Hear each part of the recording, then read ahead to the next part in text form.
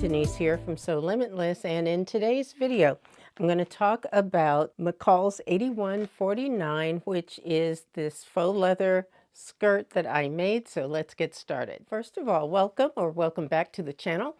If you're new here, my name is Denise, and this is the pattern that I'm going to talk about. It's McCall's 8149. I had this for a few years. I had bought fabric years ago from Mood Fabrics. I saw this pattern and I knew I wanted to make it, so I bought it. But I also at that time bought the fabric and never got around to it. And in fact, I don't think Mood even has this fabric anymore. I've got the sticker here. It is jet black stretch faux leather, black solid, and it was from Mood Fabrics from 2019. I don't think they actually offer this same exact fabric that I used anymore, but I made View C, which is this one here. I really like this skirt. It is stretch faux leather, and that can be something that's a little bit tricky if you've never sewn with faux leather before. It can be a little tricky to deal with, but not difficult. The pattern itself is not difficult at all to make. I really like this kind of I guess maybe a midi type of length on this skirt. It gives it such a really classic look, and it's dressy or casual and just really nice. I like that look. It's very simple, but I like that, so it was perfect for me. Now, as far as the pattern is concerned, I don't believe I made any adjustments whatsoever to the pattern. This one that I have ranges from size 8 to up to a size 16. I just cut out the 16 and it worked. The only thing I did have to do is lengthen the waistband.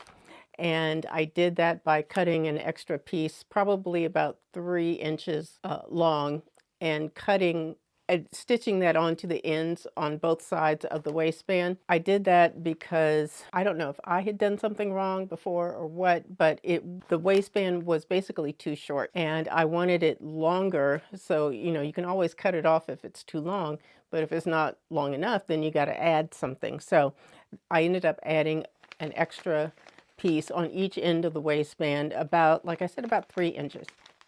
So that was fine. That worked out well, and you really can't even tell with the fabric that I used. But as far as the pattern, it is very straightforward, and like I said, it's pretty easy. There's a nice pleat in the front of the skirt here that I really like. It's just, instead of having the pleat in the, like a kick pleat in the back, it's got a pleat in the front, which is very nice and makes it easy to walk in, especially at that length. But I really just like this. If you've never used something like a faux leather before, there are a few things that you would want to keep in mind. For example, now I did use a new needle. Everything that I read pretty much said to use a jeans needle.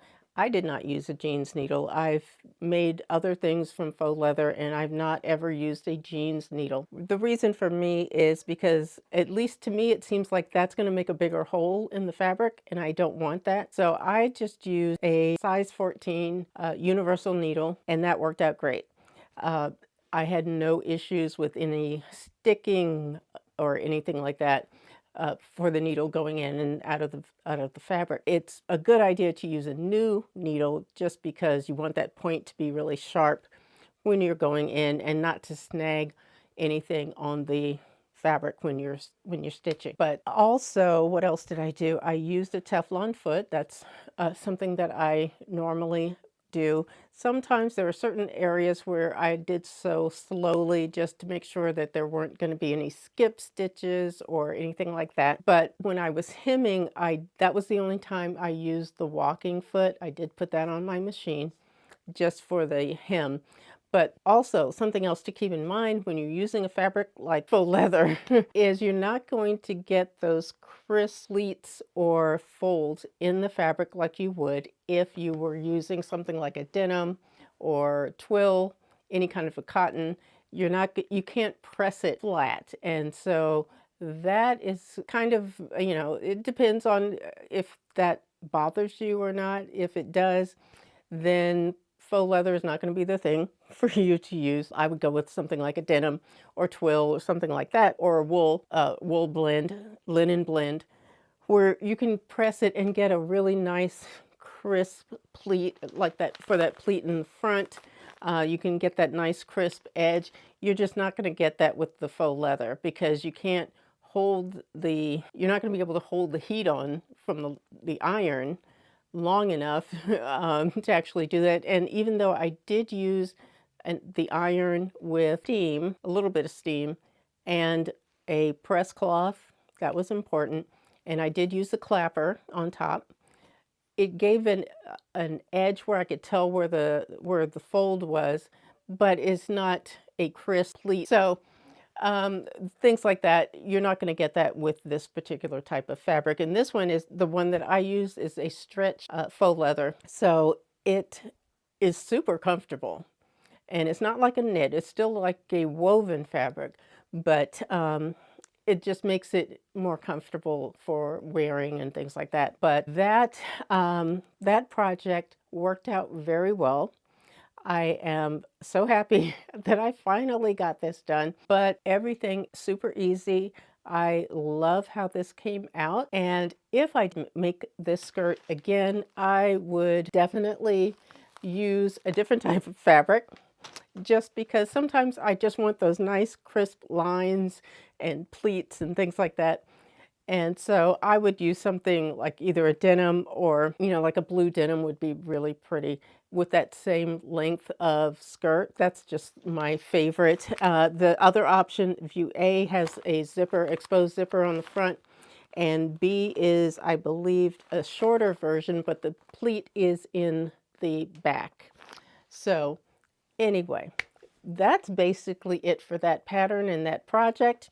If you do have any questions or comments about anything in the video, please leave them down below.